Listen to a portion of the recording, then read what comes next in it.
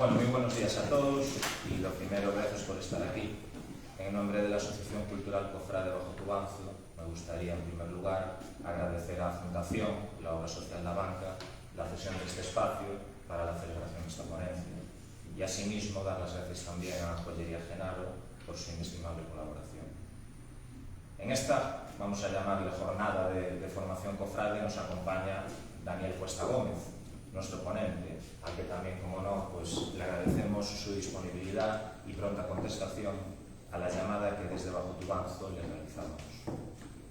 Nacido en Segovia en el año 1987, ingresa en la Compañía de Jesús en 2007, siendo ordenado sacerdote el 26 de junio de 2021. Inició sus estudios en Historia del Arte en la Universidad de Valladolid, pero acabó graduándose por la Universidad de Salamanca, donde obtuvo el Premio Extraordinario de Grado. Es graduado en Humanidades por la Universidad Pontificia de Salamanca, donde realizó también el máster de formación de profesorado.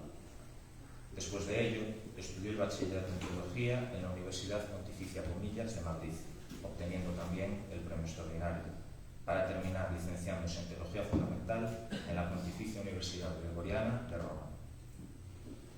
Durante su formación ha trabajado principalmente en pastoral juvenil y universitaria, aunque también ha colaborado con las obras sociales de la Compañía de Jesús.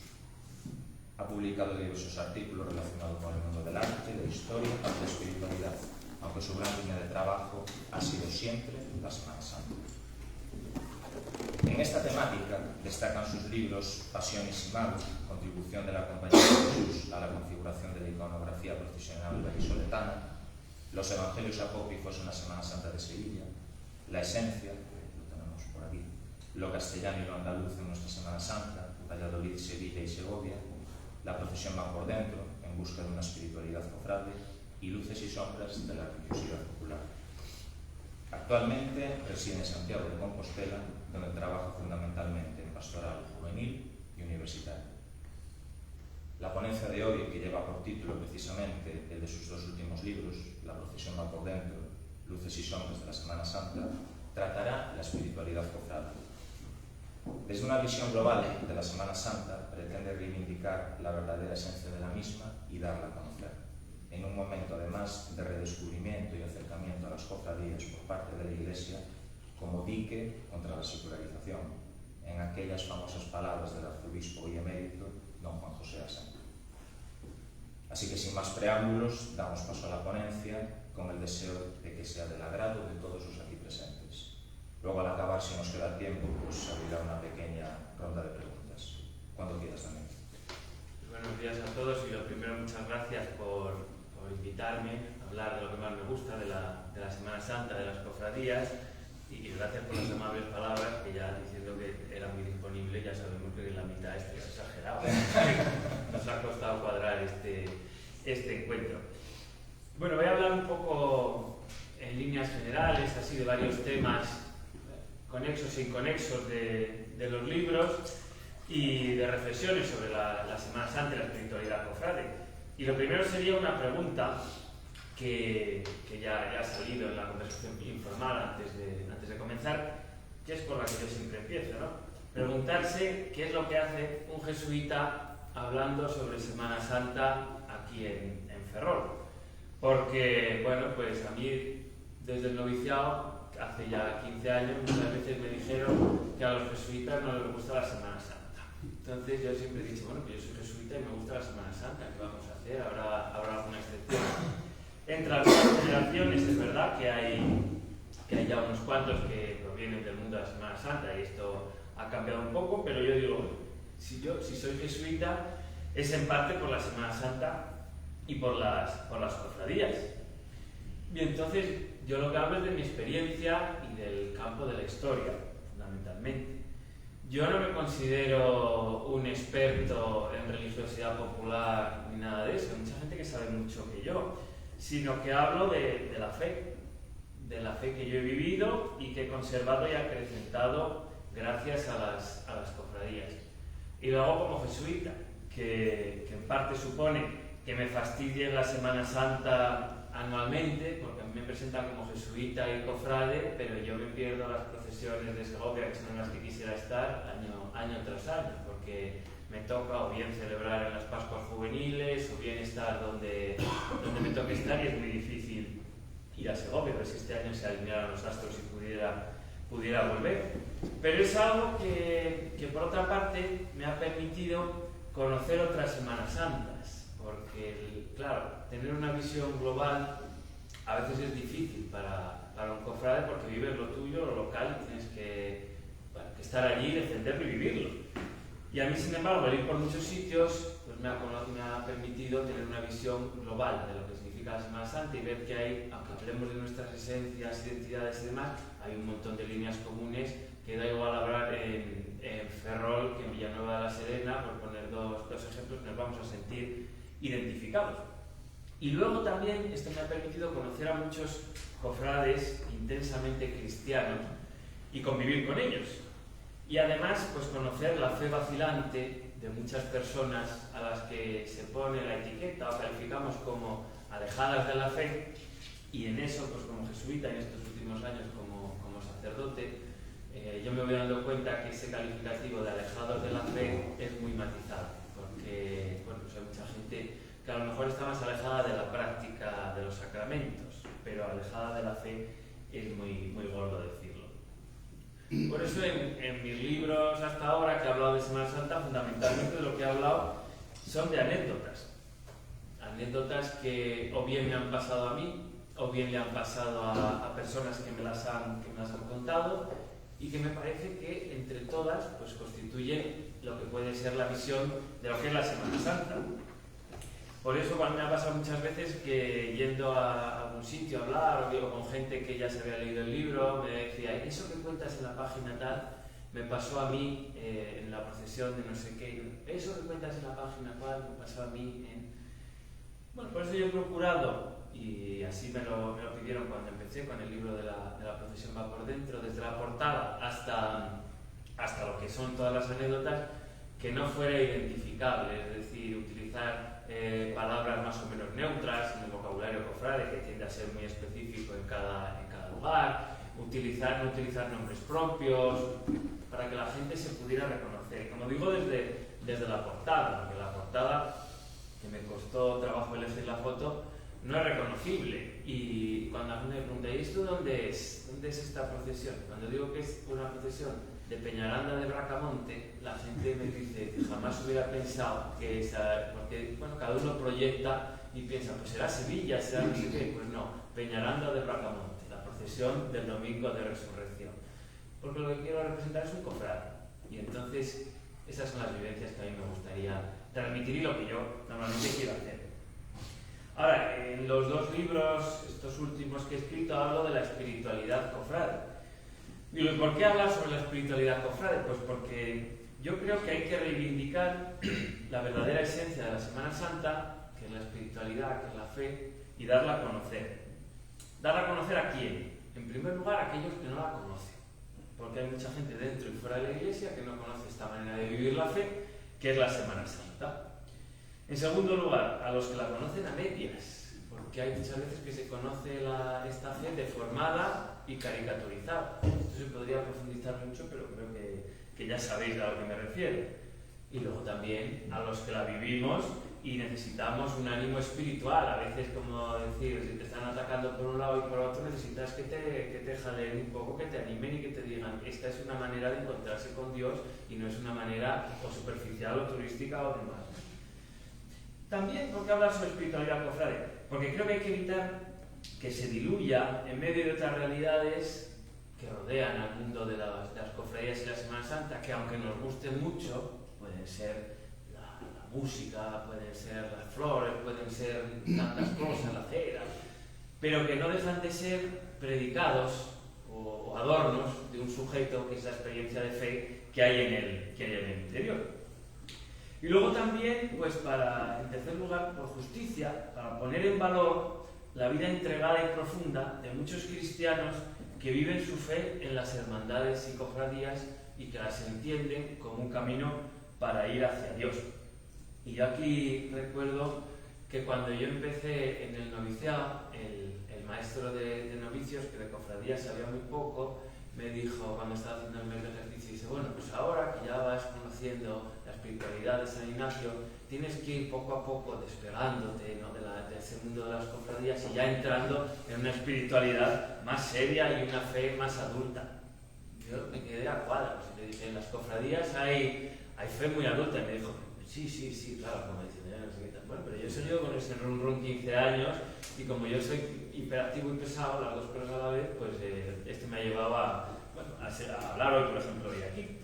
Pero también cuando estaba antes de ordenar mediácono, en la comunidad de jesuitas de la Ventilla, uno de los miembros de la comunidad, que es teólogo, me hacía una pregunta que casi fue el título del libro Luces y Sombras, pero era decía que menos atractivo y tal, que me decía, ¿las cofradías qué son? ¿Punto de partida o punto de llegada para la fe? Y yo decía, hombre, eso no se puede decir, para una gente es punto de partida, para otra gente es punto de llegada, para otra gente es que vive ahí directamente, no se puede entender de otra manera, ¿no? Yo creo que las cofradías pueden ser un punto de llegada, un modo de vivir, pero también un camino legítimo para ir hacia Dios. Y en definitiva, porque creo que existe una espiritualidad cofrade, pero que hay que definirla, y eso he tratado de hacer en muchas de estas reflexiones. ¿Por qué? Porque es muy amplia, muy versátil, muy incluyente. Si uno habla de la espiritualidad, por ejemplo, ignaciana, la espiritualidad carmelitana, la espiritualidad mercedaria, uno pues sabe definir, ¿no?, bastante bien y tal. Sin embargo, la espiritualidad cofrade pues es muy amplia, porque te encuentras con una persona que lo vive de una manera, una persona que tiene más fe, otra persona que tiene menos, otra persona que es de una variante, diríamos, eclesial más tradicional, otra persona que es una variante muy moderna, y entonces cuando va a empezar una procesión uno se encuentra de qué espiritualidad hay aquí. ¿Cómo podríamos definirlo si ves tantos tipos de personas tan diferentes que a lo mejor jamás imaginarías que se pudieran poner juntas? Pues sin embargo ahí está. Yo creo que es una espiritualidad que es verdadera y que tiene sus características y sus frutos. Y diré tres. La primera característica es que acerca a los hombres a Dios y a la Virgen María. Esto es innegable. Es decir, las hermandades y cofradías acercan a gente muy alejada o muy de iglesia a Dios. Y yo lo veo, pues ahora que estoy allí en Santiago, cuando llega la gente ahí al altar del flagelado, pues ves que hay gente que, pues pasa por delante del altar mayor y no hace la genuflexión, pero va directamente al altar del flagelado. Bueno, no está cumpliendo todo lo que hay que cumplir, es una fe, diríamos, imperfecta, falta de formación, pero es una persona que busca acercarse a Dios. O personas que viven una fe muy intensamente y se acercan también a ese altar después de celebrar la Eucaristía. Las cofradías, las hermandades acercan a Dios.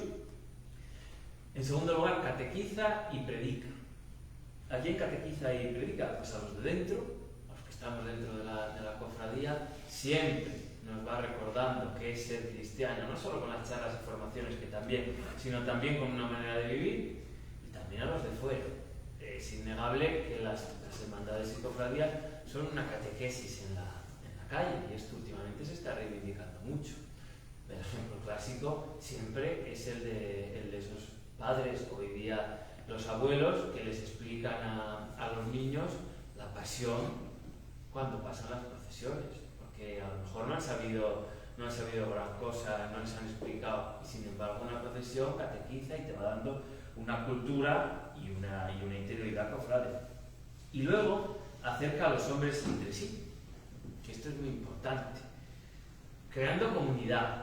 En primer lugar, las cofradías y hermandades son comunidad cristiana, de una manera más amplia o de una manera más pequeña, pero en las cofradías nos creemos y nos sabemos hermanos unos de otros, y hay gente que vive esta hermandad muy intensamente todo el año, y que su familia es la cofradía, porque pasa desde ser la gente con la que se va a tomar una cerveza después de misa o los días de diario, lo que sea, y la gente con la que comparte su ocio, su familia, y la gente con la que comparte los momentos más intensos de la vida.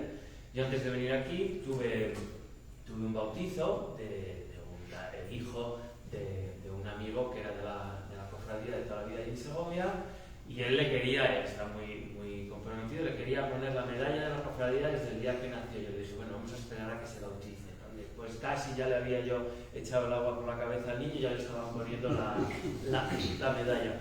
Y aquello estaba lleno de gente joven y tal, bueno, de mi edad y gente más joven y todo eso. Y vino un amigo suyo, que era de fuera, y dice, joder, en Segovia sí que hay fe, ¿eh? Sí que va la gente joven a misa. Mi madre, que lo oyó, dice, anda, que este venga a misa un día normal, y verá lo que hay, ¿dónde estáis vosotros? Pero en las iglesias normalmente, bueno, por ahí la cofradía es nuestra comunidad y es nuestra familia. Y así lo vivimos y así celebramos. Ahora los tengo a todos que quieren venir a Santiago antes de que cierre el Año Santo. ¿Por qué? Porque es la familia, esa comunidad que creamos todos. Pero acerca a los hombres entre sí también por medio de la caridad. Y qué importante es la caridad en las cofradías, desde dentro, ser caritativos unos con otros y enterarnos de lo que está pasando el de al lado, sea a nivel económico, sea a nivel personal, vital o de salud. Qué importante es eso. Y también con los de fuera. Es decir, recordar que nosotros vivimos aquí, vivimos con una serie de posibilidades, pero que tenemos la obligación del propio Jesús de ver en los otros a nuestros hermanos. Como digo, esos son los 3 puntos claves para mí, ¿no? Acerca a los hombres a Dios, catequiza y predica, y acerca a los hombres entre sí. Y luego creo que hay que hablar de la espiritualidad cofrade, porque estamos en un momento eclesial y en un momento social muy interesante para ello. Un momento eclesial de redescubrimiento y de acercamiento a las cofradías por parte de la Iglesia. Y esto a mí me dice mucha gente, qué suerte que tú lo puedes decir porque eres cura. Digo, bueno, pues ya está. Digo, que vamos a hacer redescubrimiento a las cofradías por parte de la Iglesia y también de la Iglesia por parte de las cofradías. Es un camino de ida y vuelta.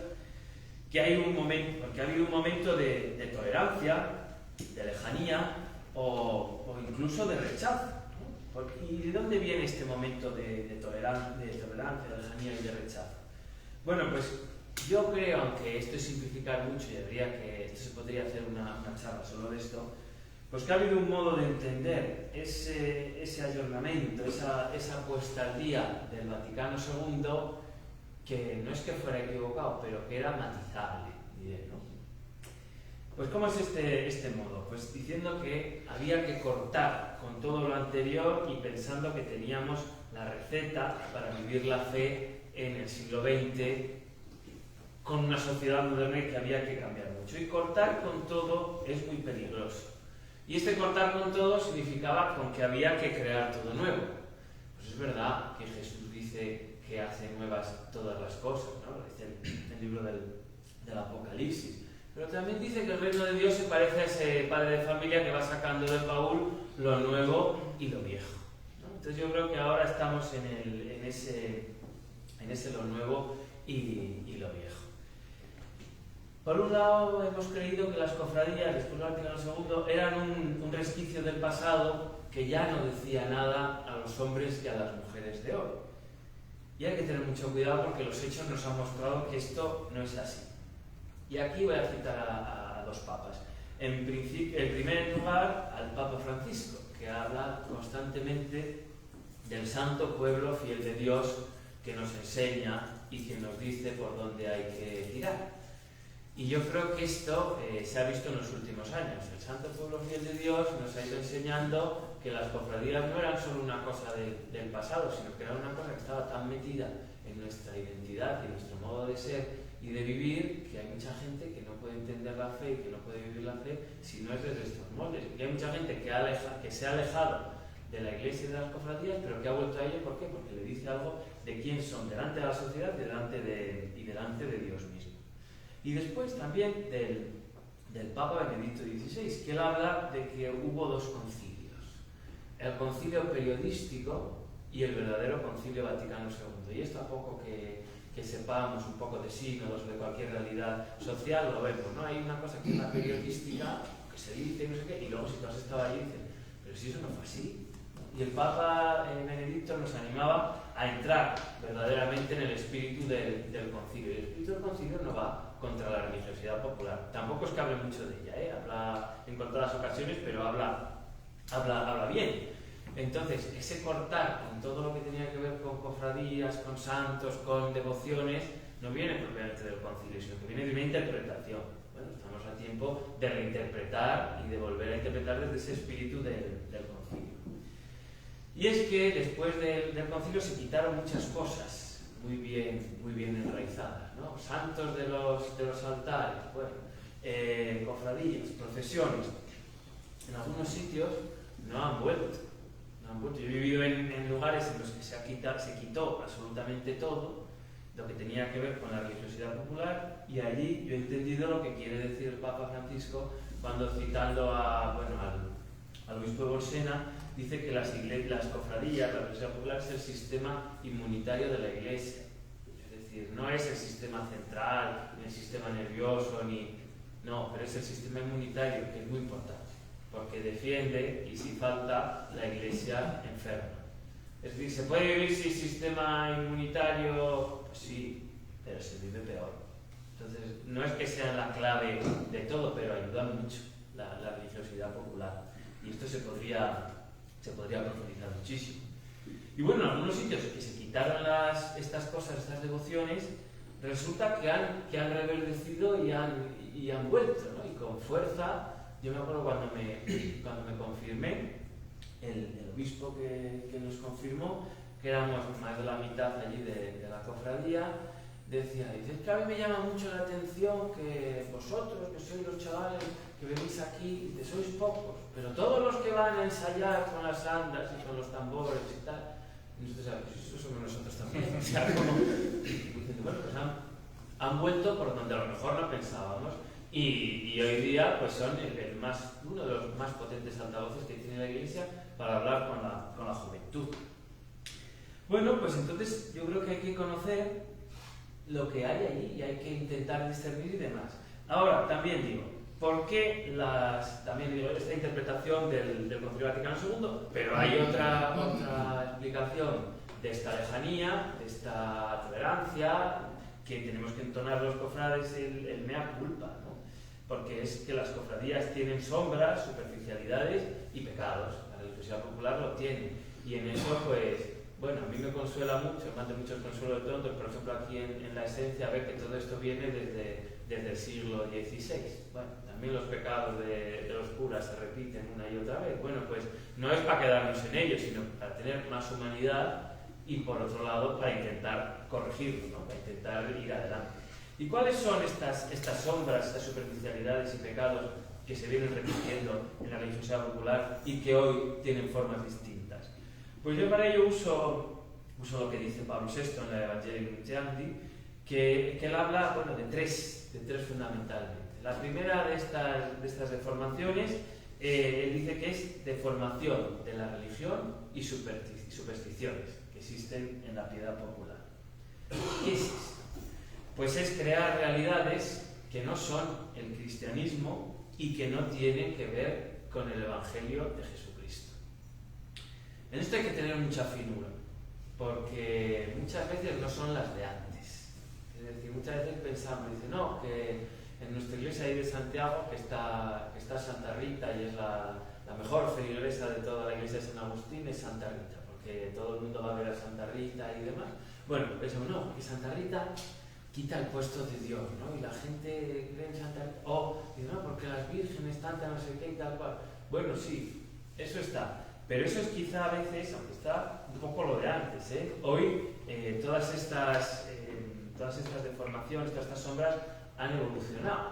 Y a veces estamos combatiendo el enemigo de ayer cuando el enemigo de hoy está entrando por otro lado. Entonces yo por eso digo que hay que tener finura. Es decir, las advocaciones tienen su peligro, como siempre. El que haya 3 o 4 vírgenes en el mismo altar, en la misma iglesia, o como yo he visto toda la vida en mi parroquia, que ahora a mí me causa sonrisa, ¿no? Que hay que echar, antes era 100 pesetas, pero era 1 euro al Cristo y 1 euro a la Virgen, para que no se enfade. Hay que echarse para que no se enfade de las señoras mayores. Eso está. Pero hoy hay una idolatría todavía mucho más peligrosa dentro de las hermandades y las cofradías, que es esa idolatría atea. Es decir, hay gente idólatra, pero que es gente que no es creyente. Entonces, que está adorando, que adorar es dar un culto que solo se debe dar a Dios, está adorando nada más que a un trozo de madera. Y entonces es mantos y coronas, historias y no sé qué. Y dice, no, si a Dios no le hace falta nada de eso, y te vienen a decir, te lo dicen por educación, a mí Dios me importa un pelito. Yo lo que quiero es que esta imagen esté bien adornada, que esta no sé qué. Ojo a esa idolatría atea que es mucho más peligrosa que el que la gente tenga mucha devoción a Santa Rita de Casia. Luego, otro tema son peligros de formas de vida que no son la vida cristiana. El Papa Francisco dice que no tenemos que ocupar espacios, sino que generar procesos. Bueno, pues hay muchas formas de vida en las cofradías que ocupan espacios, pero no generan ningún proceso. Es decir, yo estoy horas y horas allí en la cofradía, pero esto no me lleva a nada, no cambia en nada mi vida, no cambia en nada mi relación con Jesús. Bueno, pues un poco de cuidado, porque estás generando un modo de vida que no es la cristiana y que no es poner a Santa Rita en el lugar de Dios, sino que es ponerte a ti mismo en el lugar de Dios, y entonces es una especie de narcisismo cofrade que no lleva a ningún sitio. El segundo de estas sombras de las que habla Pablo VI son las formas culturales sin adhesión a la fe. De esto habla Pablo VI en los años 70. Claro, un profeta, por eso es santo Pablo VI. Y hoy día yo creo que esto está en el turismo y en lo comercial, que nos ayuda muchísimo, nos ayuda muchísimo a sacar adelante la Semana Santa y sacar adelante las cofradías, sobre todo en Semanas Santas. No conozco mucha Semana Santa de Ferrol todavía, pero imagino que será un poco como la de Segovia, es decir, que no mueve un presupuesto altísimo y uno tiene que hacer las cosas pues con lo que hay, con la buena voluntad de los cofrades y también con las ayudas que a uno le quieran dar, ¿no? Le puedan dar. Pero a veces estas ayudas son envenenadas porque buscan lo turístico, lo comercial, la traer a gente a la ciudad, el vender, lo económico. Hombre, que está bien porque vivimos del aire, lógicamente, pero nosotros lo que queremos transmitir es la fe. Entonces ahí está el peligro de quedarnos en lo nuestro. Esto es lo nuestro, esta es nuestra manera de vivir, esto es lo que se ha hecho siempre así, esto es lo que nos hace sentirnos orgullosos, no sé qué. Pero nosotros los cofrades no vamos a lo nuestro, vamos a lo de Cristo. Entonces nosotros hablamos el lenguaje de Cristo desde nuestra manera de hacer las cosas, y a veces nos quedamos en una especie de historia que... Bueno, con la forma del turismo y de lo comercial, yo he visto en mi ciudad, pues una vez, recuerdo, la corporación municipal, una serie de concejales, fueron muy criticados porque no entraron en la misa de la patrona, pero sí acompañaron a la patrona en procesión desde la puerta de la catedral hasta su santuario. ¿Por qué? Porque nosotros acompañamos al pueblo, no a los curas. Y decimos, bueno, es que no somos curas, el pueblo somos todos. El pueblo de Dios lo formamos todos, desde el último cura hasta el primer cristiano. Es decir, todos somos el pueblo de Dios. Digo, esto es peligrosísimo. Esto es una forma que está ahí, que es ya, como decimos, el sumo, pero hay mucho más y se podría profundizar. Bueno, entonces nos encerramos en este yo y no nos abre o en este nosotros y no nos abre a Dios. Y en tercer lugar, dice Pablo VI, que es la formación de sectas que amenazan a la comunión eclesial. Lo de secta suena súper duro, ¿no? La secta, decir, bueno, no sé qué. Hombre, es verdad que hay amigos míos que no son cristianos, que a nuestra cofradía, cuando teníamos 15 años, la llamaban la secta. Porque dice, estáis ahí todo el día, dejándose el tiempo y el dinero, estáis ahí nosotros en la secta, ¿no? Pero no es esa secta de la que se habla, ¿no? La secta que amenaza la comunión eclesial es aquella que entiende que la cofradía es lo único. Y la iglesia más grande no me interesa, solo la cofradía.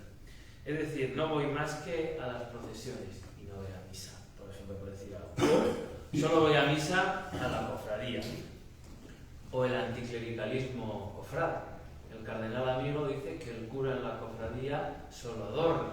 Hay un compañero mío jesuita que es de Lugo que dice su lema, cuando le llaman, ponga un cura joven en su boda o en su novena, yo diría, o en su procesión, ¿no? O sea, es decir, pero el cura que no moleste, ¿no? y entonces ahí se crea una desconfianza mutua entre el cura y la cofradía y el cura, y todos se miran ahí por encima del hombro, todos se sonríen porque si no, no me va a dejar sacar, no sé qué, no me va a dejar sacar las imágenes, pero, hombre, yo cuando estábamos preparando la primera misa con la cofradía me decía, y dice, claro, es que antes don Fortunato era el que siempre nos decía que no, a todo, dice, y ahora tú no haces más que decir que sí, que hagamos más cosas, y yo digo, pues tendréis que ser vosotros que me digáis que eso no se puede hacer, porque también, bueno, pues es verdad que también el laico, el cofrade en la iglesia, le puede decir al cura que por ahí no, y todos aprendemos y todos dialogamos entre unos y otros, ¿no? Bueno, las sombras, las que tenemos que entonar el mea culpa o el miserere, como queráis. Pero también, digo, estamos en un momento de acercamiento y de redescubrimiento de las cofradías. Y aquí hay mucha curiosidad de la gente por saber qué hay detrás de un fenómeno así. Hace años salió en Vida Nueva un titular que decía: las cofradías en los últimos años han triplicado el número de cofrades en tiempo de secularización y se convierten en el mayor movimiento asociativo de España. Entonces decían que por encima de los clubes de fútbol. Yo no sé si llegamos a tanto, pero el caso es que es un gran movimiento asociativo. Tú por todos lados conoces a gente que es cofrade, ¿no? Entonces dices, bueno, algo hay, que decía el carnicero del pueblo de mi abuela, algo hay, pues si nos estás dando la carne todos los días con más grasa que filete, algo hay, ¿no? Que por eso no vamos. Bueno, pues algo hay en las cofradías. Claro, algo hay, pero entonces tenemos que dar una respuesta y hay que reflexionar, porque a veces damos una respuesta superflua de por qué es este auge de las cofradías, por exceso o por defecto, ¿no? Es que se está volviendo a la fe y demás. Bueno, vamos a matizar, ¿no? O es que solamente se quiere folclore. Bueno, vamos a matizar. Una explicación a veces simplemente sociológica. Aquí la sociología a la teología o a la espiritualidad nos ha adelantado y entonces parece que nada más que hay sociología en las cofradías. Yo no niego la sociología, pero también hay algo de teología y de reflexión espiritual. Y bueno, en tercer lugar, que hay fe detrás de todo esto, ¿no? Que hay algo que el Espíritu de Dios está despertando. Y si no creemos en esto, pues apaga y vámonos. A mí se me hace mucha gracia que siempre se decía, bueno, no es las cofradías, pero tú quita la Semana Santa un año y verás lo que queda.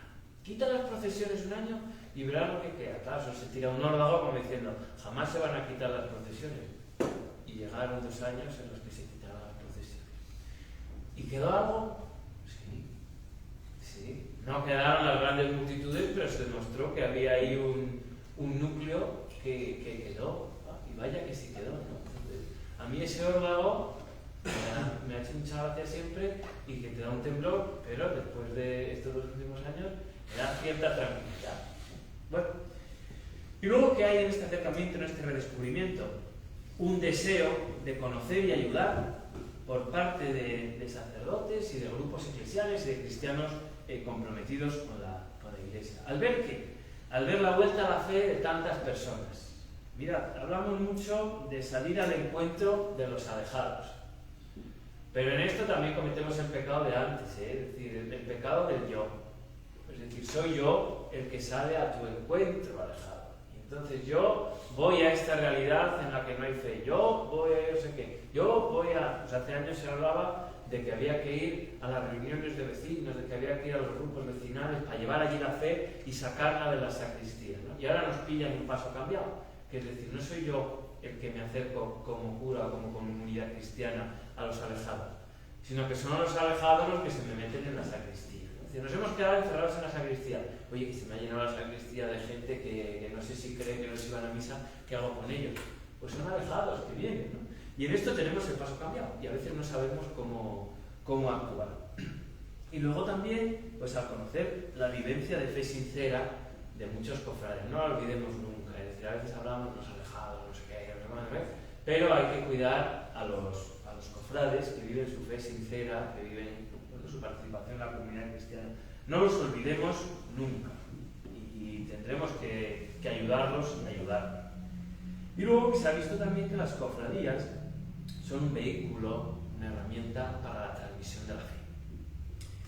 aquí este Monseñor Asenjo hablaba, las citaba antes, del muro o dique contra la secularización.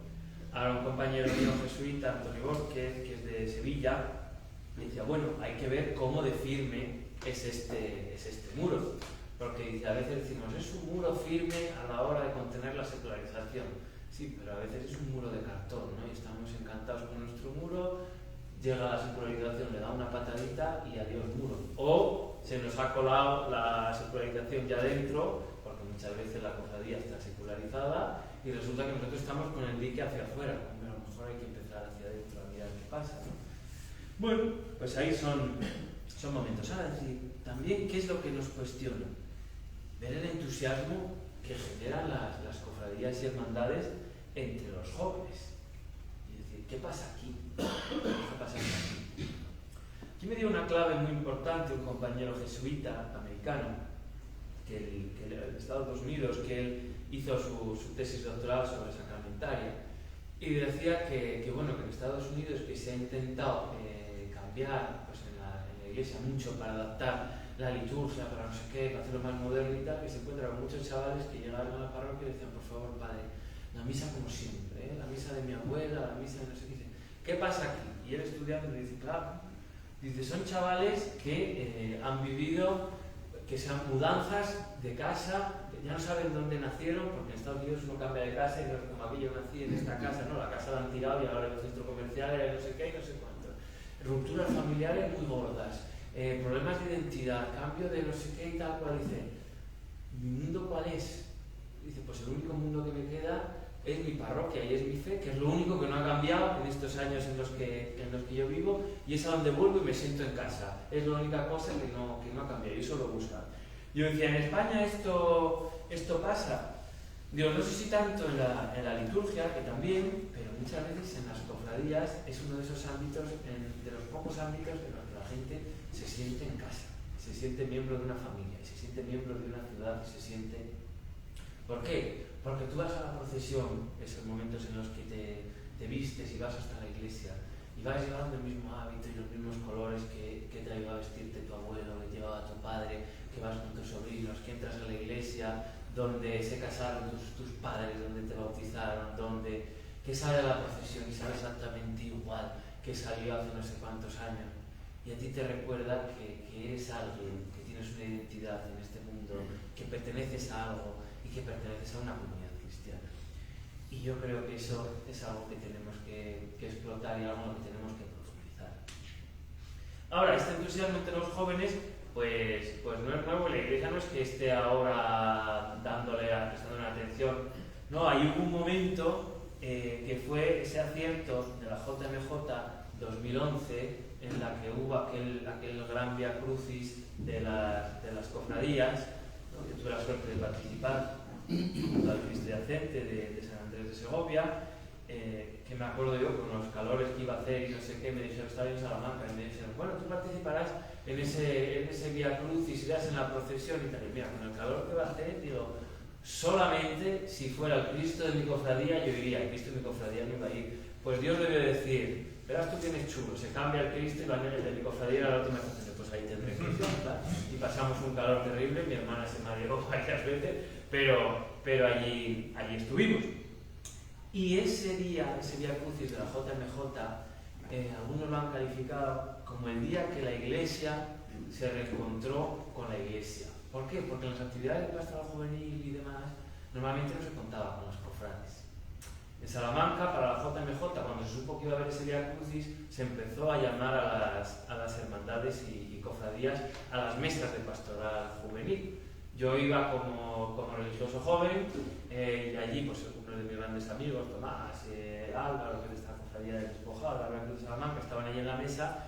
Pues yo creo que acabé en aquellas mesas más como cofrade que como religioso joven. Pero bueno, ya es el acierto de que se sentaron en la misma mesa. Y hoy por hoy, en muchas diócesis, en otras todavía no, ya están integrados los cofrades y se cuenta con ellos. ¿Por qué? Porque hay que recordar que las cofradías son iglesia. ¿Y a quién hay que recordárselo? En primer lugar a los cofrades. Los que tienen que recordar. Bueno, nosotros a lo mejor no tanto, pero hay muchos cofrades que hay que recordarle que son iglesia. Y esto pasa en primer lugar por decir que es la iglesia. La iglesia Iglesia no son solo los curas. La Iglesia somos todos. Y la Iglesia son los laicos. Y las cofradías son una imagen preciosa de lo que es la Iglesia. La Iglesia que camina, en la que cada uno camina con su carisma y demás. Y la Iglesia, bueno, en la que clero, en la que cristianos, en la que casados, en la que solteros caminan juntos y construyen y van avanzando hacia ese reino de Dios que llega. Y también hay que recordárselo a los cristianos comprometidos. Y aquí yo reafirmo, no solo al clero, y no solo porque yo sea parte del clero, digo, hombre, no somos tan malos como se piensa, sino porque a veces hay muchos cristianos comprometidos que tienen mucha más alergia a las cofradías que los propios curas. Es decir, yo he llegado a escuchar, decir, bueno, pues fíjate, en un pueblo que no revelaré dónde estaba ni cuándo fue, decía, madre mía, es que yo me voy de mi parroquia en Semana Santa por no ver a la Ricarda que llega con la mantilla y la peineta que me pone enferma, porque es que esa no es cristiana ni es nada, porque es una no sé cuántos que está todo el día criticando, que está todo el día ahí. Yo pensaba, la Ricarda no sé cómo será de criticona, pero vamos, si habláis seguro que te vais bien. O sea, que decir, bueno, pues ahí, ¿no? Hay mucha gente que tiene mucha alergia a las cofradías. No, como a otras realidades eclesiales, ¿no? Un ejemplo que nos fuera solo cofrade. Un hermano que ya murió cuando yo estaba en Salamanca tenía una alergia terrible a los scouts. Y decía, y ahora organizar un campo de trabajo para arreglar la casa de convivencias que teníamos. Dice, y ahora todo el mundo aplaude a los scouts que arreglan esta casa. Cuando llevan 20 años rompiéndola, no sé quitarlo. Pero tú no te das cuenta, yo los echaba a todos. Bueno, eso decía este hermano que era el sacristán de la parroquia. Pues a veces hay gente que dice, ahora te los aplauden a los cofrades que vienen, yo los echaba a todos. Bueno, pues hay que recordar. Y en eso, ¿qué hay que recordar? Pues que tenemos que caminar juntos. El actual vicario de pastoral de Salamanca, Poli Díaz, que no sé si lo conocéis, bueno, nos dice que las cofradías y la iglesia y las parroquias han empezado un proceso sinodal. Ahora que está de moda esta palabra. En el sentido de que están caminando juntos. ¿Por qué? Porque dice que él dice que en Salamanca las cofradías de repente se han dado cuenta que aquí está la iglesia y aquí está la comunidad cristiana. Y la comunidad cristiana se ha dado cuenta que aquí están las cofradías y que vamos caminando juntos. Hombre, con nuestras luces y con nuestras sombras, pero ahí vamos caminando juntos, ¿no? Entonces hay una necesidad de limpiar o de cambiar la mirada sobre las hermandades. ¿Cómo se limpia o cómo se cambia esta mirada sobre las hermandades? Bueno, pues quitando frases como esta, ¿no? En Semana Santa estáis aquí todos, pero el resto del año, ¿dónde estáis? ¿No? ¿Dónde estáis? Matizable. Yo vengo de una ciudad muy pequeña, lo hablamos antes, de Segovia, en la que la mayoría de la gente no vive en la ciudad. Entonces, ese cofradías vivas todo el año es muy difícil, porque la gente no vive allí. Entonces, claro, las iglesias están llenas en Semana Santa, pero es que la mayoría de la gente, si te preguntas en ese momento de reencuentro, ¿qué tal te va por Madrid? ¿Cómo andas ahora que estás en Salamanca? ¿Qué tal? No sé qué. Tiene un reencuentro, ¿no? de la cofradía, un volver a casa. Claro, mucha gente no está todo el año porque no vive allí, ya le gustaría estar allí. Otra gente está implicada a lo mejor en su parroquia, en su colegio, en su comunidad cristiana, y otra gente no va porque no le da la gana. Y no va a misa porque no le da la gana. Bueno, pues limpiar y matizar. Esto pensaréis, no es muy fácil. No es nada fácil, ya lo sé yo, pero hay que decirlo. Lo que decía antes de las cofradías, limpiar, ¿son puertas de entrada o meta en una vivencia de fe? Pues tendremos que mirar y decir, son el camino para vivir la fe de mucha gente. Ya está. Y cada uno vive la fe como puede, como dinero, ¿no? Limpiar, ¿cómo? Pues mirando otras experiencias eclesiales. Es decir, experiencias como el Camino de Santiago, los scouts a los que antes se ha aludido, las mismas parroquias, los colegios, las fiestas solidarias parroquiales y demás. A mí me gusta mucho ir a la Catedral de Santiago a celebrar en la misa. Y después, mira cómo reflorece la fe, cuánta fe hay aquí, no sé qué y tal. Bueno, pues tanta gente que tú le dices el cuerpo de Cristo y dices, gracias.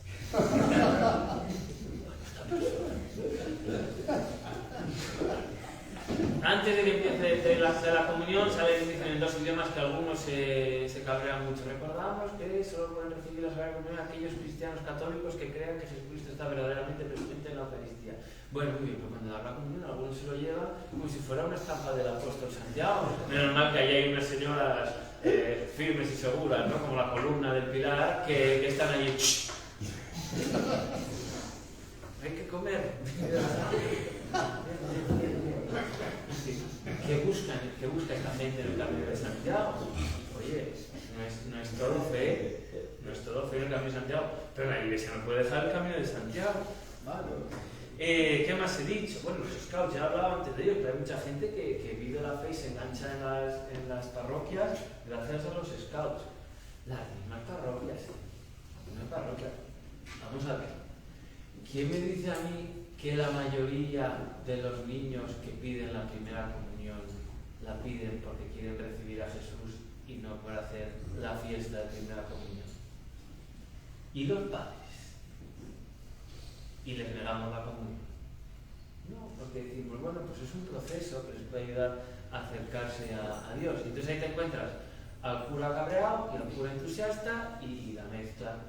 Es decir, el cura cabreado, o sea, la comunión al día siguiente no va a venir nadie, no sé qué, el cura entusiasta. La comunión porque es un momento muy bueno, porque verás cuántos padres se enganchan luego en la parroquia como catequistas, no sé qué. Término medio, bueno, pues ni tanto ni tan calor, pero no vamos a seguir. Hombre, si la gente quiere hacer la comunión, si la gente quiere participar en las procesiones, vamos a seguir por lo menos mostrando que aquí está vuestra casa, que la iglesia es vuestra casa. Los colegios. Yo doy clase en el colegio de Vigo, de los jesuitas de Vigo. Bueno, motivación de entrar para ser buenos cristianos, la hay. Pero no es toda, ¿eh? Mucha gente quiere ir a los colegios jesuitas de Vigo, o bueno, trabajar en el colegio, esto no fue en Vigo, fue en otro colegio que estuve trabajando yo, pero cuánta gente de los nuevos profesores se incorporaba como catequista, como no sé qué y tal cual. ¡Ay, qué bien, qué ganas tienen! Me han hecho fijo, se acabó. ¿Vale? Bueno, pues digo, porque hay que mirar, o sea, quizá el pecado de las cofradías, uno de ellos que yo digo, siempre es que son más espontáneos. Entonces las broncas se ven mucho más, porque luego, o sea, hay broncas en la iglesia que son mucho más civilinas, pero en las cofradías hay cada bronca. Yo las he visto, unos gritos, unos seclados. ¿Por qué? Porque es todo más espontáneo. En las cofradías, pues hay muchas cosas que se ven mucho más, y a lo mejor en la primera comunión no se ve tanto, pero en los cofrades que llegan aquí, no sé qué y tal, pues se ve más. Eso es un pecado que tienen las cofradías, que es más espontáneo. Bueno, y yo decía antes, las cofradías, la espiritualidad, la religiosidad popular, decía Luis Espina, que es un jesuita que ahora ya está, bueno, pues mal y tal, muy rociero él. Dice, mira, no hay religiosidad popular, no sé qué dice, cada uno vive la religiosidad popular del mismo modo como vive su fe. Y quien va a misa todos los domingos vive la religiosidad popular desde ahí. Quien reza todos los días vive la religiosidad popular desde ahí. Quien es tradicional, así. Quien es mucho más progresista, así. Quien no tiene esa fe, lo vive así. Pero no hay una receta básica. A mí me encanta. Cada uno vive la religiosidad popular como vive su fe. Bueno, dime con quién vas, de quién eres, bueno, es una cosa parecida, ¿no? Entonces yo creo que hay una necesidad de diálogo de cara al futuro entre la iglesia y las cofradías, y entre las cofradías y la iglesia. Nos estamos sentando en la misma mesa, pero todavía queda mucho que hablar y que tratar. Y luego una necesidad de un discernimiento profundo de qué nos está diciendo Dios con este auge de las cofradías. Es decir, en primer lugar, a la iglesia. El Papa Francisco dice que la religiosidad popular, es una carta a los cristianos de Chile, que la religiosidad popular nos ayuda a escuchar el corazón de nuestro pueblo y en el mismo acto escuchar el corazón de Dios. Es decir, ¿qué es lo que buscan los hombres hoy? ¿Por qué cuando alguien pues pierde un familiar o cuando a alguien le viene una pandemia o así, los ejemplos de pandemia voy a tener que dejar de decirlos porque yo ya estoy muy cansado, pero bueno, ahí están, ¿no? ¿Por qué cuando hay una pandemia y tal la gente no va a misa o no sé qué, pero sí que llenan de flores cuando van a la compra la imagen de la Virgen y le dejan una vela? ¿Por qué? ¿Qué nos está queriendo decir Dios ahí? ¿Qué busca la gente, no? ¿Dónde buscan a Dios las personas o la divinidad, aunque sea tientas de una manera imperfecta, entre comillas, ¿no? También a la Iglesia nos ayuda a entender la sinodalidad y la catolicidad. ¿En qué sentido? Pues porque las cofradías, la Semana Santa, los diversos colores, hábitos, modos de hacer, nos enseñan a ver a muchos pueblos, el pueblo gallego, el pueblo andaluz, el pueblo castellano, el pueblo murciano, el pueblo español, el pueblo chileno, el pueblo argentino, muchos pueblos con su cultura y sus modos que juntan y forman un solo pueblo, que es el pueblo de Dios. Y eso se lo dijo el Papa Francisco en el encuentro de cofradías a los cofrades que estaban allí. Dice, veo muchos hábitos, muchos colores, muchos modos. Así es la Iglesia, diversa pero una. Luego nos ayuda a ver pastores que caminan con su pueblo, en procesiones y en ensayos. El capellán de la cofradía de Madrid me decía, a mí me fastidia porque no tengo tiempo ir a los ensayos de los costaleros de esta cofradía. Dice, pero voy, estoy, y con los del relevo hablo y tal. Dice, y luego, ¿tú cuánto tiempo llevas sin confesarte? No sé qué. Dice, pues yo ahí confesaba así de gente, ¿no? Pastores que caminan con su pueblo en procesiones, en ensayos. En el Rocío, en el Camino de Santiago, en este último Rocío hemos visto a muchos obispos caminando detrás de las carretas, ¿no? Con el pueblo. ¿Qué se habrá hablado ahí con la gente? Bueno, pues ahí, en este caminar, o en este Camino de Santiago, en la PEJ, muchos obispos han caminado también con su pueblo, muchos sacerdotes. Con esas conversaciones se complementan muchas predicaciones. ¿Por qué? En primer lugar, porque las palabras se acompañan con los gestos. Y en segundo lugar, porque es mejor disposición. Ya no es ver qué rollo nos mete el obispo. Digo, no, va a ver don fulanito qué nos cuenta, porque es que yo lo conozco. He estado hablando con él y es un hombre muy simpático, muy no sé qué y tal cual, ¿no? A mí me gusta mucho esto y tengo mucha fe en eso. Y luego también un discernimiento profundo de saber qué nos está diciendo Dios con este ojo de las cofradías a las cofradías. Es decir, ¿cómo podemos ser más iglesia? ¿Cómo podemos ser más de Dios? Desde mi propia identidad como cofrade, desde mis imágenes, desde mis procesiones, abriéndome una realidad mucho más grande, que es esta realidad de la Iglesia, que no es solo mi parcelita. Y cómo vivir y potenciar sus luces, que las luces pues son las cuatro que hablo en este libro, es decir, la comunión entre los hermanos, esa vida todo el año, pero esa vida también de interesarme por gente que no vive aquí o que lo pasa peor, con la Iglesia local y con la Iglesia universal. La segunda luz es el servicio, que es la caridad ad intra. No digo preocuparme por ese cofrade que está pasándolo mal o por ese que me cae un poco peor. Y ad extra, con la gente que en nuestra ciudad lo está pasando mal y demás, o fuera de ella. En tercer lugar, la liturgia, decía el cardenal amigo, se lleva a la plaza pública lo que se vive en el templo. Pues esa es la llamada de las cofradías. Y la verdadera procesión, al revés, la verdadera procesión debe llevar a la liturgia, a la celebración, a la oración, poco a poco, ¿no? Nosotros llevamos fuera lo que vivimos dentro, pero nosotros también estamos llamados a ir en procesión hacia la liturgia. Y el testimonio, las procesiones, las cofradías son manifestaciones públicas de fe, nunca lo olvidemos, públicas. Tocan los corazones. ¿De quién? Pues de los de fuera, en primer lugar, podríamos decir, la vía pulcritudinis, ¿no? La belleza, la emoción, y nos ayudan a predicar a las masas. La Iglesia ha perdido en las masas, en muchos lugares.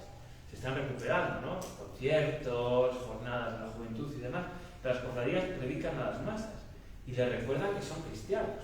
¿Por qué? Porque si tú vas en procesión y de repente ves, no sé qué, yo soy cristiano, ¿no? Si tú te mira la imagen de la Virgen, la imagen de Cristo y tal, soy cristiano. E inician procesos, muchas veces las cofradías. Pero también tocan los corazones de los de dentro. Y aquí yo creo que hay muchísima importancia de que en todas las cofradías haya un núcleo duro, como lo hay en los colegios, en las parroquias y demás, un núcleo duro que es esa levadura, ese fermento de la masa, que hay mucha importancia a las juntas de gobierno, a aquellos que llevan la cofradía, que tienen que ser esa levadura que enseña a los demás sin exhibicionismo, de una manera natural, cómo se vive y cómo se es cofrade, y esas personas que son de referencia después, porque todo el mundo en la cofradía busca a fulanito y a menganita, ¿para qué? Para que rece por mí, para que haga no sé qué, para que le hable al cura de no sé qué cosa y tal cual. Esas personas son muy importantes y están llamadas a ser más. Y termino con una frase del Papa Francisco a las cofradías en el Año de la Fe, diciendo: a lo largo de los siglos, las hermandades han sido fragua de santidad de muchos que han vivido con sencillez una relación intensa con el Señor. Caminad con decisión hacia la santidad. No os conforméis con una vida cristiana mediocre, sino que vuestra pertenencia sea un estímulo ante todo para vosotros, para amar más a Jesucristo. Muchas gracias.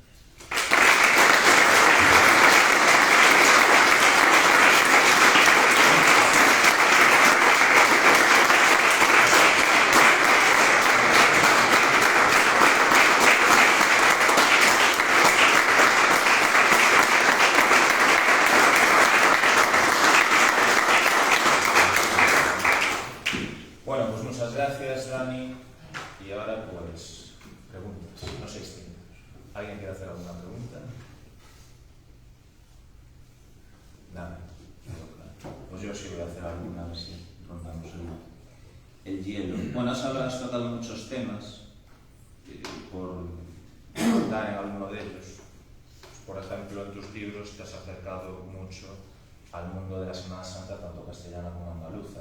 Es una dualidad muy interesante, un debate casi eterno, ¿no? Que aquí también se da mucho. Tú que conoces ambas realidades, ¿qué nos dirías sobre la Semana Santa castellana y andaluza? Tú que las conoces las dos, ¿son tan distintas? No, verdaderamente no son tan distintas, pero hay que mirarlas con lupa y con mucho cuidado, porque a veces, o sea, la Semana Santa andaluza es mucho más espontánea, mucho más, diríamos así, de vítores, de historia, ¿no? Y se dice, esto es muy folclórico, esto es no sé qué y tal cual. Depende de cuál. Y la nuestra, sí, por eso digo, y la nuestra, pues te dice, no, es que en Castilla qué silencio, que no sé qué, no sé cuánto, tal.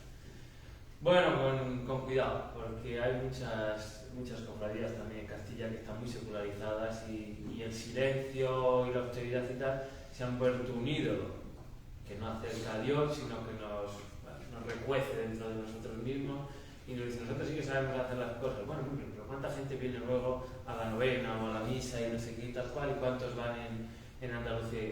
No hay que bendecir, o sea, no hay que conocer. También hay cofradías en Andalucía que son, pues, yo digo muchas veces más castellanas que muchas cofradías castellanas, ¿no? La hermandad en silencio, del gran poder y demás. Hay un silencio que a veces ya me gustaría encontrarlo a mí en Segovia, donde la crítica de los últimos años es que se busca el aplauso de los madrileños, ¿no? No, que la Semana Santa de Segovia está hasta arriba, porque está llena de madrileños que vienen a pasar los cosas, o con cuidado, ¿no? Con cuidado y ver a ver cuál nos acerca más a la fe y luego hay un debate ahí, que eso también daría para mucho tiempo, que es el de decir, se nos está colonizando la Semana Santa castellana con cosas andaluzas y se está perdiendo nuestra identidad, nuestra esencia. Entonces yo que soy historiador, claro, ¿cuál es nuestra esencia? Porque en el siglo XVI-XVII la Semana Santa castellana y la Semana Santa andaluza y la Semana Santa gallega eran exactamente iguales, porque estaban muy llevadas por las órdenes religiosas y entonces pues eran prácticamente iguales. Semanas Santas de mucho silencio, de mucho rigor, y entonces, pues bueno, en Andalucía, que la Semana Santa se tendía a esos víteres, ahí, pues se acallaba, ¿no? Seriedad, que es el entierro de Cristo y no sé qué, y eso se acallaba y demás. Pero eran Semanas Santas lujosísimas, las dos. Es decir, tú ves las capillas de las cofradías que hay por allí, por mi tierra, que no hay un hueco en una pared para meter un cuadro porque todo está lleno de molduras y de dorado. Y me dices a mí que la procesión de esta cofradía era austera, no me lo creo. Las vírgenes iban bajo palio en Castilla, madre mía, qué pecado, sí, las vírgenes iban bajo palio. Lo que pasa es que eran unos palios que la gente llevaba a los lados, pero no era el palio fijo a las andas, que aún así que eran así. ¿Qué ha pasado? ¿Qué pasó? Bueno, pues hay un rey famoso, Carlos III, al que yo le tengo mucho aprecio, porque luchó contra 3 cosas. 1, contra la Semana Santa. 2, contra los toros. 3, contra los jesuitas. Entonces, yo soy un icono vivo del fracaso de Carlos III. Soy un jesuita que habla de Semana Santa y que encanta los toros. Dices, Carlos III ahogó a las cofradías. No podía ir contra ellas, pero las ahogó. Y entonces, ¿qué hizo? Hacerles muy difícil la salida en procesión. Y en muchos sitios, eso coincide además en Castilla con la crisis económica del siglo XVIII, y entonces las cofradías, para salir a la calle, ¿qué tienen que hacer? Vender su patrimonio. Y la procesión austera no es por opción, sino que es por necesidad. Porque tengo que vender todo lo que tengo, toda mi plata, todas mis cosas, para poder sacar la procesión a la calle lo más austeramente posible. Hoy, hace 375 años que se refunda la Cofradía de Cristo de los Gascones en Segovia, en una procesión extraordinaria esta tarde, y va a salir el Cristo en unas andas que tiene, muy sencillitas, que son las andas del siglo XVI, un Cristo románico precioso. Pero ese Cristo tiene una urna dorada, tiene unos faroles, y tenía unas corazas de plata que se venden en este momento, que dices, hombre, tan austero no era. Entonces, ¿qué pasa? Que luego llega el romanticismo, que nos ha hecho, el romanticismo espolea muchas historias, y entonces los románticos, que la mayoría eran del sur y del Mediterráneo, pero van a Castilla y quedan fascinados de esas procesiones en las que se habían quitado los hábitos de los capirotes y demás, porque Carlos III los había prohibido y no habían vuelto, que eran señoras con velo rezando, hombres con su traje de ir a misa los domingos, y entonces empiezan a crear ese mito de esa Semana Santa austera, y entonces ya es nuestra identidad de esa Semana Santa. Pero estos mismos van a Andalucía y empiezan a decir que en Andalucía las cofradías fueron mucho más fuertes. ¿Por qué? Pues porque la sociedad era mucho más fuerte. Es decir, ¿por qué hay tanto auge de la Semana Santa en Valladolid y en Sevilla del siglo XVI y XVII? Porque era donde había dinero, básicamente. Entonces, donde hay dinero era donde se hacían los grandes pasos y las grandes imágenes y las grandes procesiones. Claro, Valladolid cae. Y en el siglo XVIII le pilla la crisis de Carlos III y la crisis económica. Sevilla no cae. Entonces Sevilla, las medidas de Carlos III duran pues nada, porque empiezan a engañar al gobierno, y ahí están te cogen las crónicas de la Hermandad del Silencio del Gran Poder, las imágenes. Según Carlos III solo pueden salir las procesiones con la salida del sol, que de ahí viene que las procesiones de Nazareno se hagan a las 5 de la mañana, claro. ¿Por qué? Porque es cuando salía el sol, para evitar tumultos por la noche. Y entonces el primer año de la salida del sol es a las 5 de la mañana, pero a los 5 años ya está saliendo a las 2 de la mañana otra vez la cofradía, y ya tienen permiso a los 15 años para volver a sacar los hábitos y demás, y eso en castellano sí. Entonces, esas dos identidades. Entonces, claro, la perversión que a veces dicen, o la invasión andaluza de nuestra Semana Santa, ¿cuándo empieza? Pues en Segovia empieza a principios del siglo XX, que vuelven, porque ya vuelven los hábitos de capuchón, de nazareno. Los vuelven a traer los jesuitas, así que la Hermandad de la Buena Muerte los vuelve a traer allí a Segovia.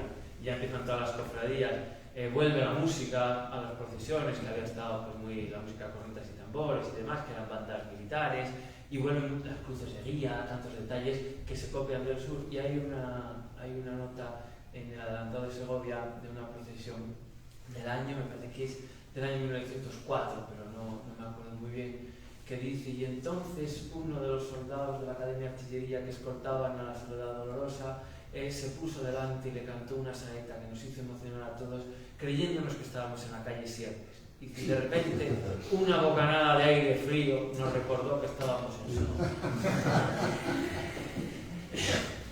Ahí empieza la influencia, ahí empieza. Lo que pasa es que hoy día pues, hay mucho de moda y hay mucho de pelea. O sea, que nos gusta. Yo soy una cofradía más andaluza, una cofradía más castellana, y hay mucho de pelea y demás. Pero ahí empieza, es decir, si queremos, yo siempre se lo digo, si queremos ir a la esencia de nuestras cofradías, vayamos a la esencia, pero vayamos a la esencia del siglo XVI y del siglo XVII y XVIII.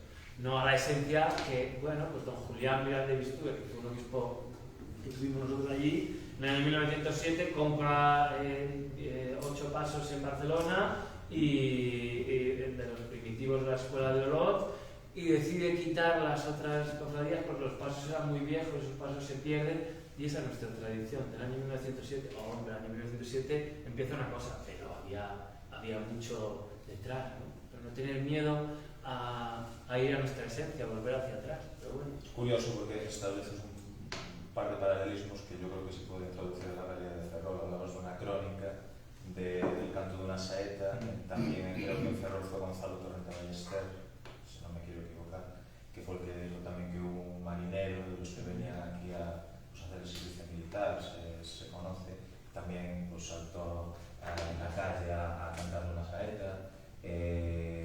También cosas como el tema de cómo se trajeron las túnicas de Nazareno, los hábitos, que bueno, por lo que cuentan las crónicas y los historiadores, pues también se fue importado del sur. En definitiva, que son realidades que se traducen, que se reproducen en diferentes lugares. Volviendo propiamente al tema de la religiosidad popular, ¿tú dirías que se trata de un movimiento que tiene que ver más con la fe o con la cultura? Yo diría que más con la fe, lógicamente porque estamos aquí viviendo la fe, pero es que no se puede separar la fe de la cultura. O sea, es decir, un evangelio puro, una vez se ha dicho, no, el evangelio puro, mira, el mismo Jesús, que es el que mejor sabía del evangelio porque es el que lo predicó, habla con categorías culturales de su época. Entonces tú vas al evangelio y te encuentras, bueno, pues mañana en misa que escucharemos, si tuvierais fe con un grano de mostaza. Hoy pues ya se ha puesto de moda otra vez la mostaza esta de granitos, la pija, ¿no? La típica de cuando éramos pequeños que era y ya sabes cómo es un granito de mostaza, pero entonces yo no había visto un grano de mostaza en mi vida. Entonces, ¿se puede separar la fe de la cultura? No. Pero a veces es verdad que la cultura puede tomar el rostro de la fe, o sea, tomar el puesto de la fe, y entonces sí que tenemos un problema. Pero de la fe siempre se habla desde la cultura. Entonces, ¿las cofradías son fe o son cultura? Son fe hecha cultura. Hoy otro tema por el que pasaste un poco someramente, hablando del tema de la idolatría atea, el vestir a las imágenes pues, con materiales nobles o el uso de telas enriquecidas. Realmente, lo hemos hablado algunos de los que estamos aquí, entre nosotros, realmente tiene una razón, ¿no? Vestir así las imágenes, no expresar a lo mejor el carácter regio de aquello que representan. ¿Qué opinas en el sentido de la gente que a lo mejor tiende más, por ejemplo, en el sur se dice mucho el lisismo, teniendo, por ejemplo, la polémica típica con Jesús del Gran Poder, a lo mejor se sale con la túnica lisa cuando la túnica bordada, no, es que Cristo era pobre, ya, pero la Virgen sigue siendo bajo palio, con su manto bordado, entonces da ahí una especie casi de demagogia, ¿no? Porque si alguien tiene que ir ricamente vestido por lo que representa, es Jesús del Gran Poder. No sé qué nos puedes contar. Sí, eso es también el mismo problema que se ha vivido en otros sitios. Muñoz y Pavón, el que dice que hay que humanizar al Gran Poder. Y entonces Muñoz y Pavón empieza a ponerle la túnica lisa al Gran Poder y no la túnica de los cardos famosa y otras historias, ¿no? Y bueno, pues en Castilla lo mismo, y aquí hay que vestir a la Virgen más austeramente, ¿no? Todos esos mantos, no sé qué y tal. Bueno, todo eso viene, a mí me gusta contar una historia, no sé si es verdad, parece que sí, que dicen que cuando Constantino se bautiza en el lecho de muerte, le dicen que, o sea, por si acaso, y también porque llevaba una vida en la que decía que no podía, o sea, Constantino no se sabe si fue oportunista o que se tomó en serio ser cristiano, porque decía, yo soy emperador y como emperador no puedo vivir como cristiano, y como en aquella época no había confesión, más que una vez en la vida, pues dijo, vamos a esperar hasta el último momento. Bueno, pues dice que Constantino cuando se bautiza, dice que le quiten la túnica imperial que llevaba y que le pongan un vestido de la tela más humilde que había. Dice, ¿por qué? Dice, porque ahora que me he bautizado solo hay un Rey y Señor que es Cristo, y yo no soy digno de llevar esta vestimenta, ¿no? Claro, las imágenes se visten y se adornan para mostrar lo que son. Entonces muchas veces decimos, otra polémica, qué pocas procesiones y qué pocas imágenes del resucitado hay y cuántas hay del crucificado, del Nazareno, de la Virgen de los Dolores y demás. Hay que decir que la vida no se acaba en la muerte todo, sino que es la vida y no sé qué. La propia imagen te lo dice. Lo que pasa que es que son imágenes hechas en un momento, el auge cofrade desde el siglo XIV, cofrade de las imágenes del siglo XIV y demás, son imágenes hechas en un momento en el que la gente está sufriendo muchísimo.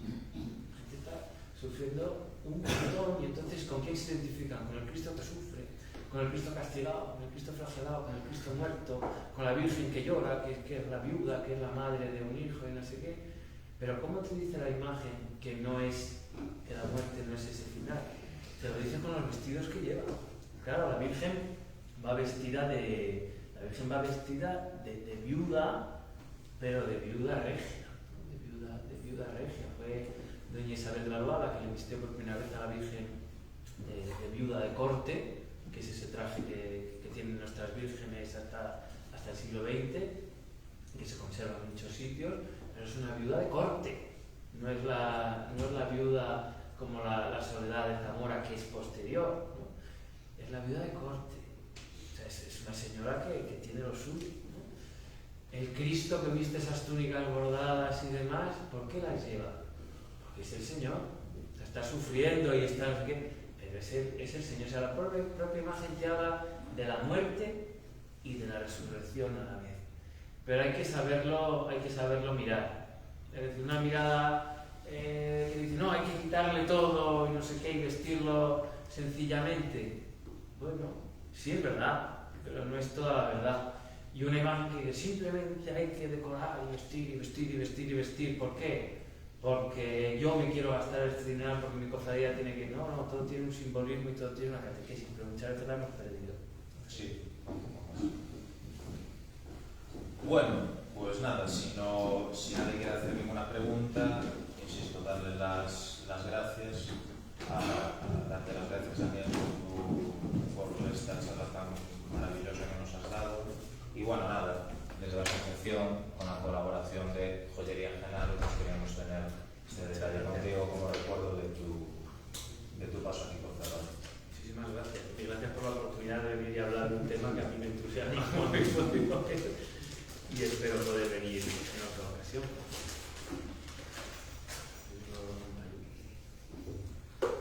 Sí que está.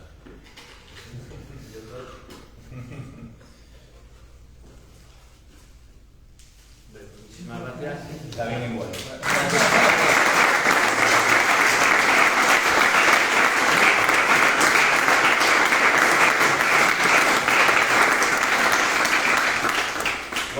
Como sé que muchos habéis traído libros del autor, pues nada, os acercáis por aquí y si es tan amable, pues os los firmará.